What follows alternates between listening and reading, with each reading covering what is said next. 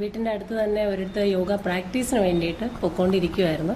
അങ്ങനെ പ്രാക്ടീസിന് പൊയ്ക്കൊണ്ടിരുന്നപ്പം ജസ്റ്റ് കുറച്ച് ആസനാസ് മാത്രം അവിടെ ചെയ്യിക്കുന്നു. അപ്പോൾ കുറച്ചുകൂടി ഡീറ്റെയിൽ ആയിട്ട് പഠിച്ചാൽ കൊള്ളാമെന്നുണ്ടായിരുന്നു. അങ്ങനെയാണ് ഞാൻ ഗൂഗിളിൽ സെർച്ച് നോക്കിയപ്പോൾ നമുക്ക് ഇൻസിയെ പറ്റി ഒരുപാട് അറിയാൻ പറ്റിയത്.